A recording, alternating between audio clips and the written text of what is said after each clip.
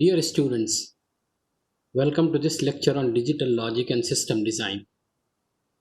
On the previous turn, we had seen multiplexers and we had also seen how can we realize Boolean functions using multiplexer, right? Today we will see how can we get a higher order multiplexer using lower order multiplexers.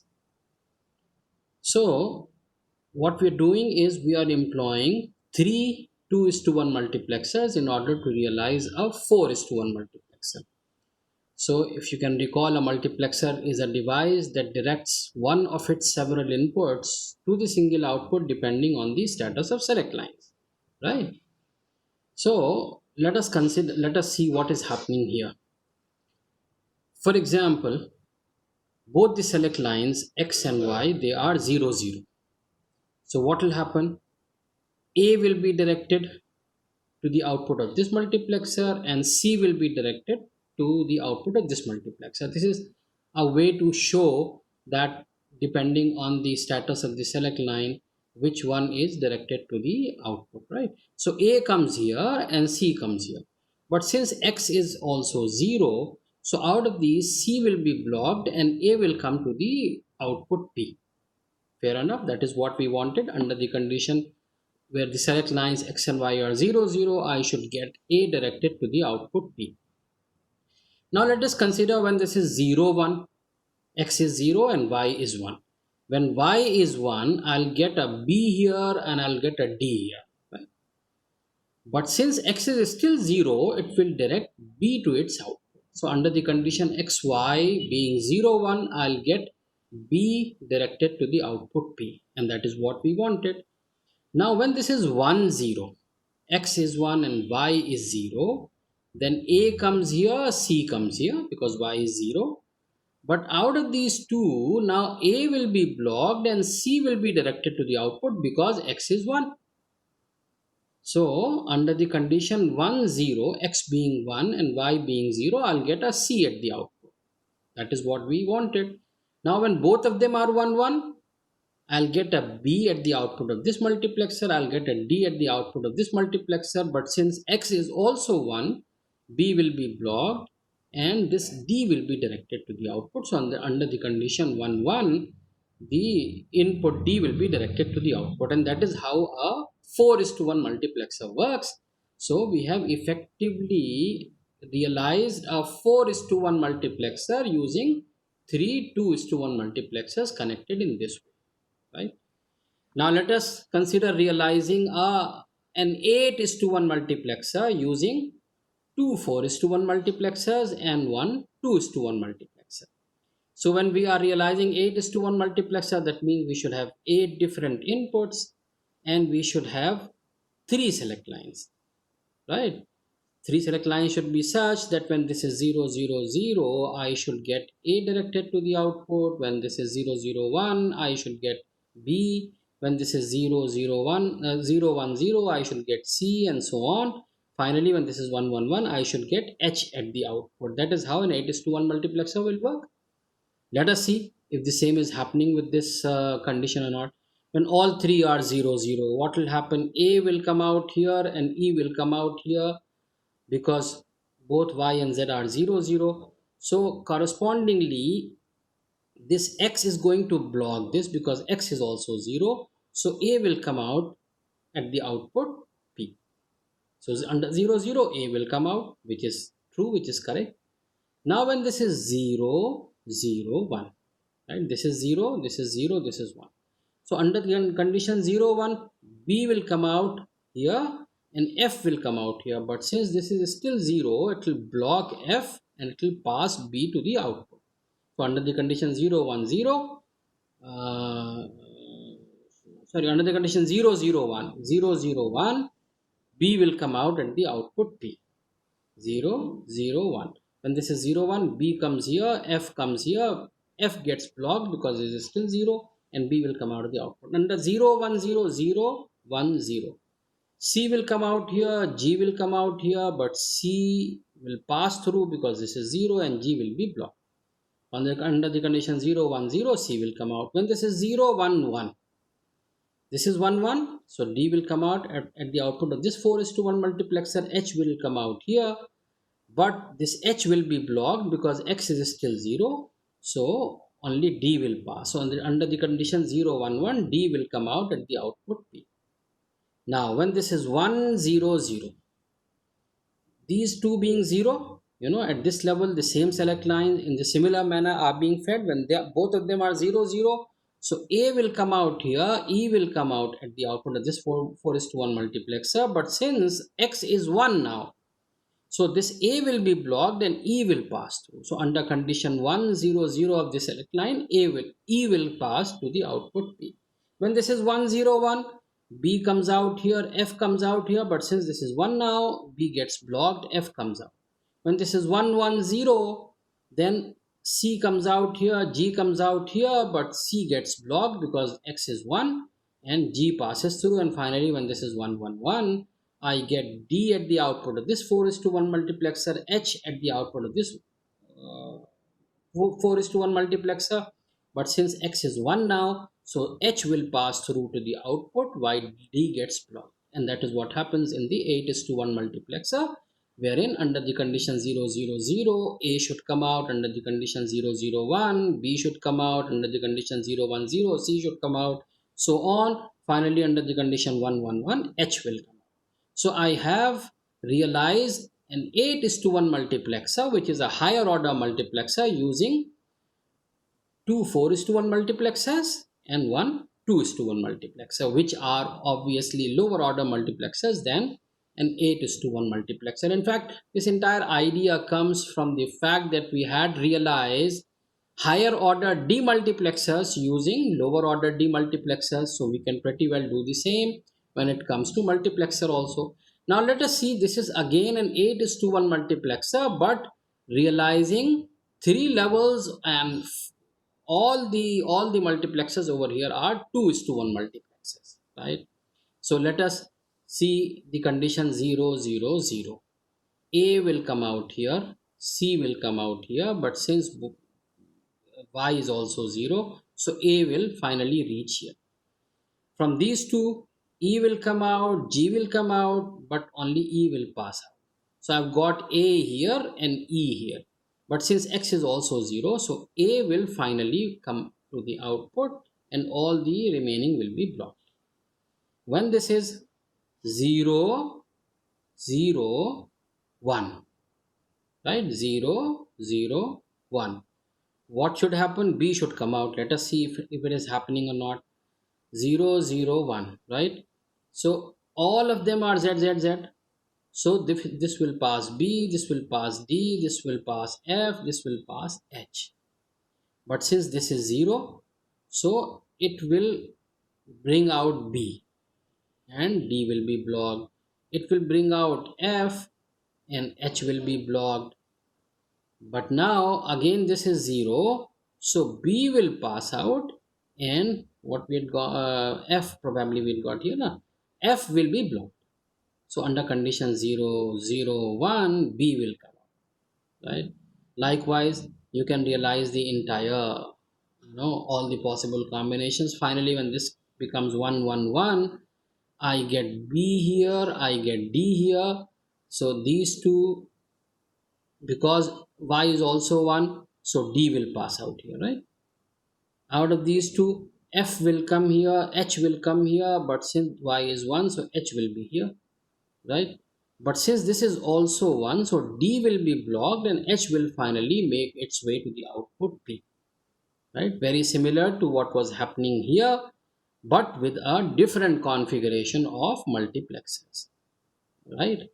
So this is how you can realize. You can so on, you can go on realizing higher and higher order multiplexers. Like you can realize a 16 is to 1 multiplexer using two 8 is to 1 multiplexer and one 2 is to 1 multiplexer, or you can realize 16 is to 1 multiplexer using 4 is to 1 multiplexers at the first level, then two 4 is to 1 multiplexers at the second level, and one 4 is to 1 multiplexer at the last level.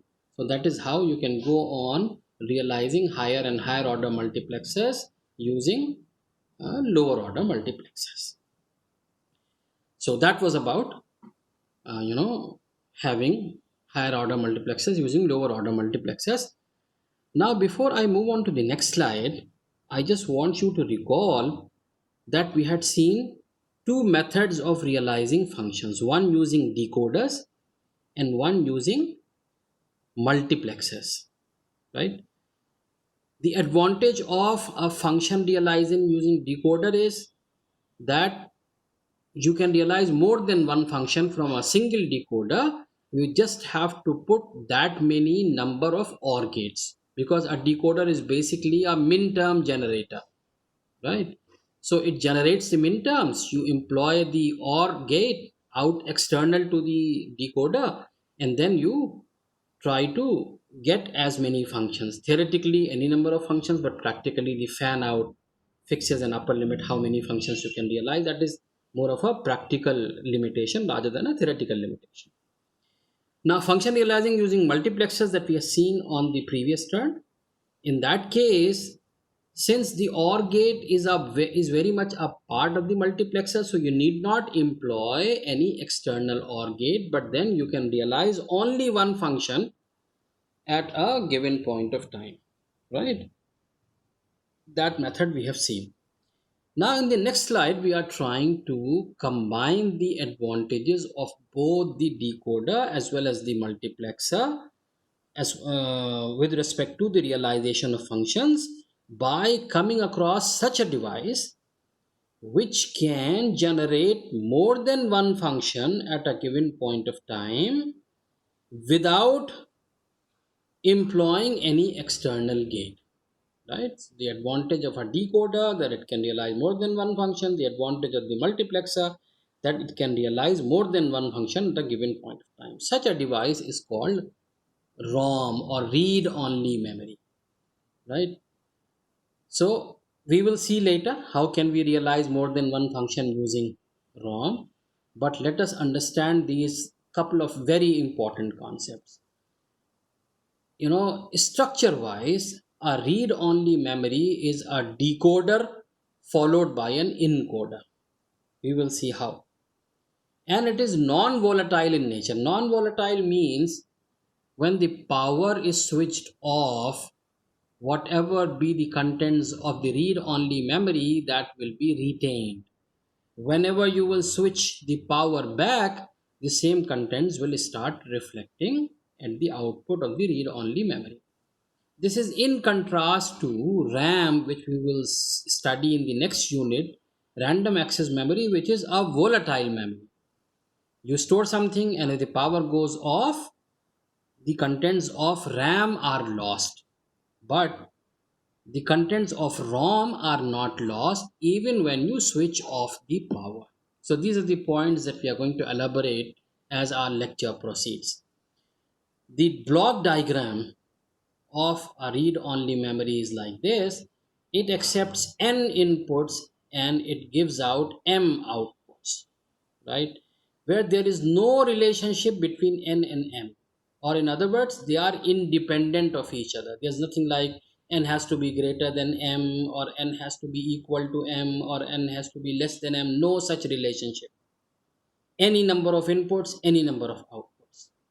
In such a case, we will call this as 2 to the power n into m read-only memory. What does it mean? With n inputs, you can have 2 to the power n different locations for storage, right? And each location will have m bits of its own.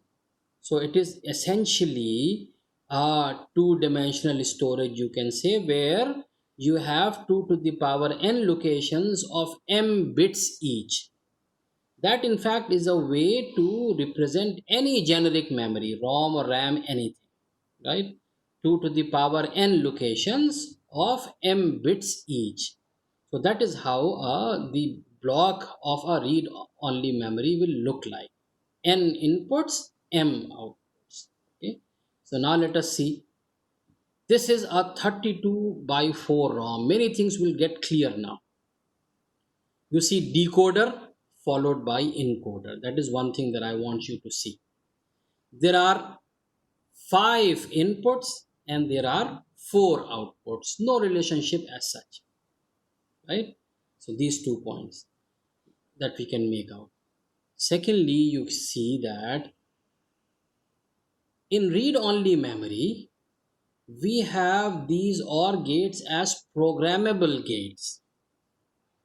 This 5 into 32 decoder is going to give me 31 minterms. We know that with 5 inputs I can have 32 minterms, 0 to 31. So this 0 will effectively be A4 dash, A3 dash, A2 dash, A1 dash, A0 dash. This 1 will be A4 dash, A3 dash, A2 dash, A1, A0.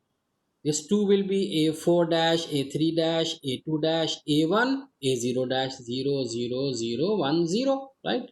This 31 would be A4, A3, A2, A1, A0. So I have these 31 lines running here where this decoder generates all the possible minterms using 5 different inputs. Now what I'm doing is that I'm connecting all these minterms to the OR gate through a fuse or a link. Now if the link is intact or the fuse is there, it's not blown off, then I'll get F1 as summation of all the minterms, right? If I blow off a few of these fuses, those minterms will go absent from that particular function. For example, I suppose, for example, I blow off this fuse, right? If I blow off this fuse, then this F1 would be summation 1, 2, 3, 4 up till 31. 0 will be missing, M0 will be missing, right? If I blow off this one, then M1 will be missing. I'll get summation 0, 2, 3, 4, 5, 31. Suppose all three of them are missing. That means fuse has been blown off. So this is receiving only 3, 4, 5, 6, 7, 8 up till 31. Right? So that is how I have this programmability of receiving a particular function at the output. Right? So I can go on, I can provide, and these, by the way, these OR gates are the, are inside the ROM itself. They are not externally employed. In fact, this entire thing will be the block. This entire thing will be the block, as we saw in the previous slide. N inputs. For this I've got 5 different inputs, right? So n is equal to 5 in my example. Similarly, it says m outputs, so m is 4 in my example. F1, F2, F3, F4, right? And also it says 2 to the power n. So with n inputs I have 2 to the power 5, which is 32 different locations, right? So they are also called address input because they are essentially trying to address the location. When this is 0001, I'm trying to address the 0th location. When this is 000, when all of them are 0th location. When this is 00001, then the first location. 00010, then the second location, right? When they're all 111, so I'm essentially trying to address the last location, right? So this will be the internal structure. I have marked it here. These are the min terms basically, and these are the address inputs, and this will be the output, right? So this entire thing will have every OR gate will have 128 links, right? Will have 128 links.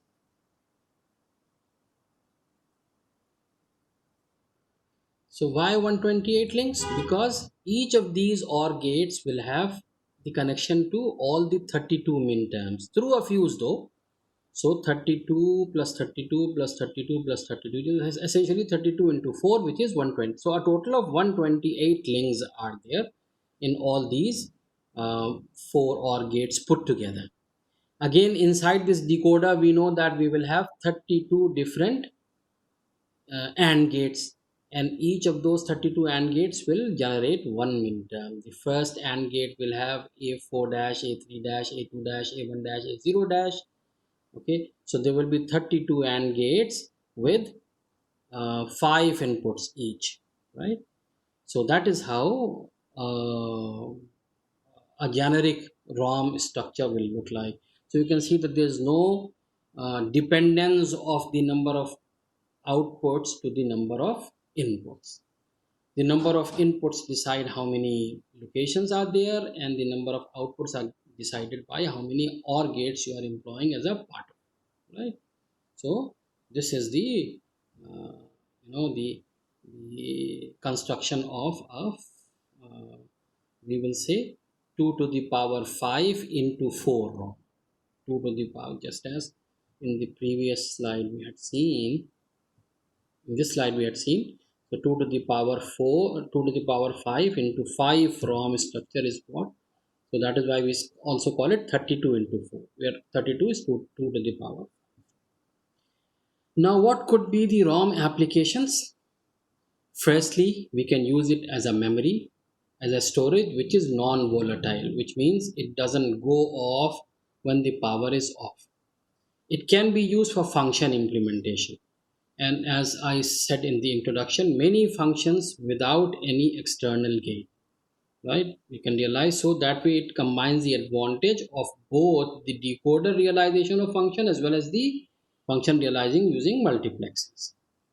It is a code converter because essentially we have a decoder followed by an encoder. So the inputs could be one code, the output could be the other code, right? So I suggest that you try to design a BCD to Access3 code using a ROM. Okay, it is just that the inputs will be 4, the outputs will be 4, right? So you apply the BCD code at the input and there will be the Access3 code at the out. Another very interesting application is ROM application is the lookup table. What is a lookup table? The simplest form of the lookup table is the multiplication table. You see, in our school days, we are made to memorize the multiplication tables. Why? 2 ones are 2, 2 twos are 4, 2 threes are 6. Why? If we don't memorize, we can still work. 2 threes are 6 means 2 plus 2 plus 2 3 times. 2 fours are 8 means 2 plus 2 plus 2 plus 2 4 times. 2 fives are 10 means 2 plus 2 plus 2, so on 5 times, right? So you give me anything like 13 sevens are, if I add 13 7 times, I'll be able to get 13 sevens are 91. I can get it. But still, we memorize them so as to speed up the process, so as to make it fast, the multiplication fast. If I know 2 fives are 10, I don't have to add it so many times. Similarly, the log tables, we know the series. Through series we can find out the logarithmic value of a given x, but still at the end of quite a few maths books you are given the log table so that it is handy. You see what is x, you see what is log x. You don't have to calculate by writing a program to evaluate a series to some n terms or whatever. So that is the lookup table for logarithmic values. Trigonometric tables. I know that sine x is x minus x cubed by factorial 3 plus x to the power 5 by factorial 5 minus x to the power 7 by factorial 7, so on, so on. I know. So if you give me any value x, I can use that series to find out sine x, but that will be a very lengthy process. I'll have to evaluate all those factorials, I'll have to do divisions, I'll have to do multiplication. So if I have to do it for 100 terms, that will take so long. So what we do is we generate once and then we store it, and we call it the lookup table for trigonometric values and so on. Okay, we will see, we will take an example. Similarly, waveform generation. You see, whenever there is a wave that I want to store, so what I'll do, I'll digitize at regular intervals and I'll store those values in a ROM. So whenever I give 1, the first value will come out. Whenever I give 2 at the input, to a ROM, the second value which is equivalent to the second amplitude of the waveform will come out. When I say 3, the third value of the amplitude will come out, and this I can store for, say, the waveform has to be periodic, right? So for one period, one time cycle, I can sample it those many times and I can store those samples in my ROM. And since this is non-volatile, it will be stored once and forever. Also, it can be used as a boot ROM because it is non-volatile. Boot ROM is that memory which the computer on, getting on reads from.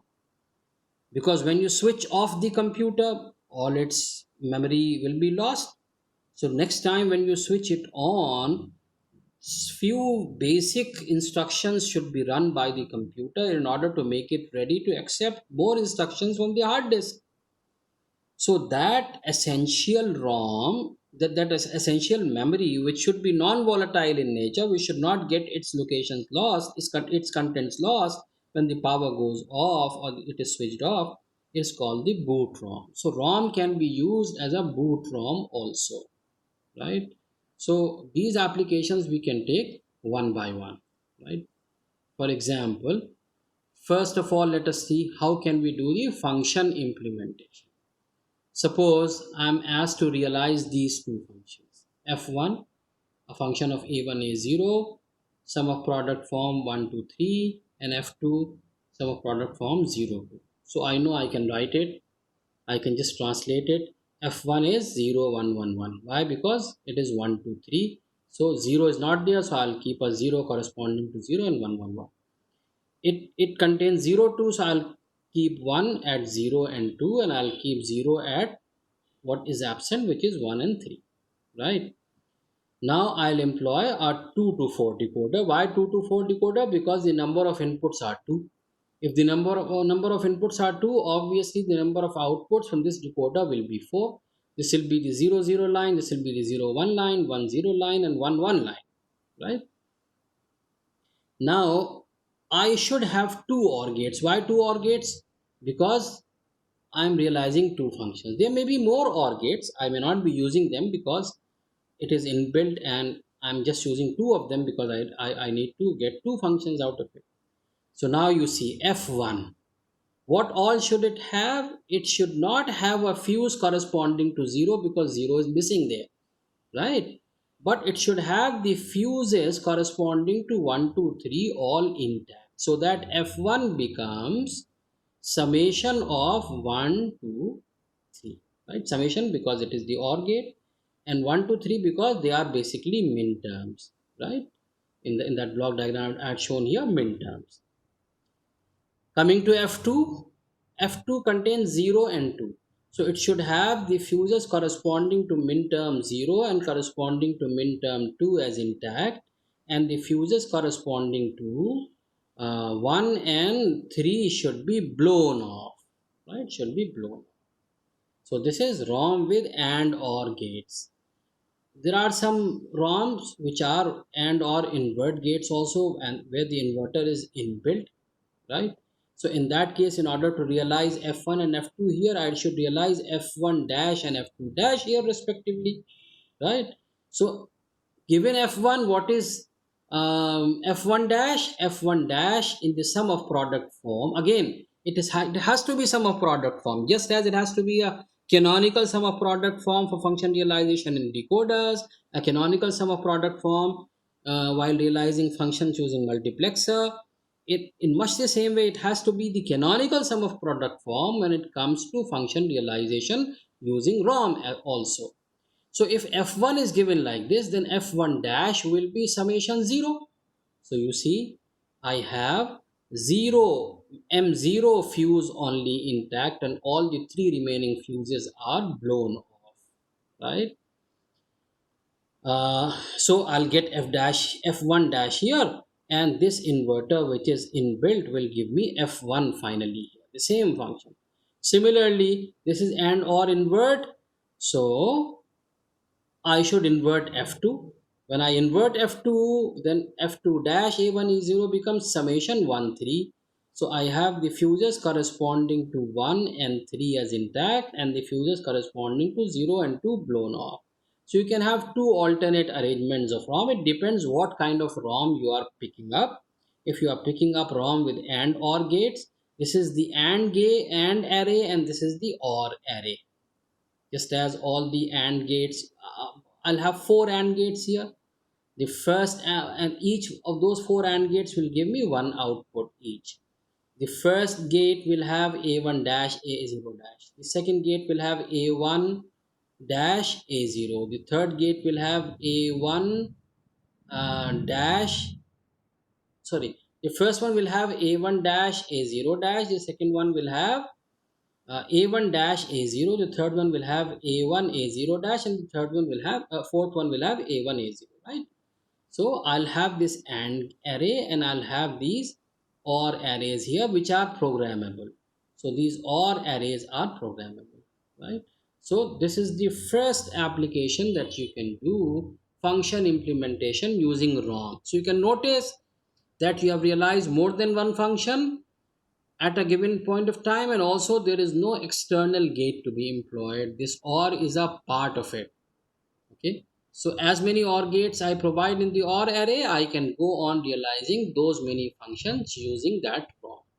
So over here it is two input, right? It is a two input device, two input ROM. So it will be this entire ROM will be 2 to the power 2 into 2 ROM. Two outputs are there. So I can write it as 4 into 2 ROM, or I can write 2 to the power 2 into 4 ROM. And this is the other arrangement of the same ROM where we have got AND or invert gates. So since we know the gates are inverted at the output, so I should start with f1 dash and f2 dash, whatever be the sum, canonical sum of product form for f1 dash and f2 dash. Okay, so we will stop here and we will take the other applications of ROM in the next lecture. Thank you very much.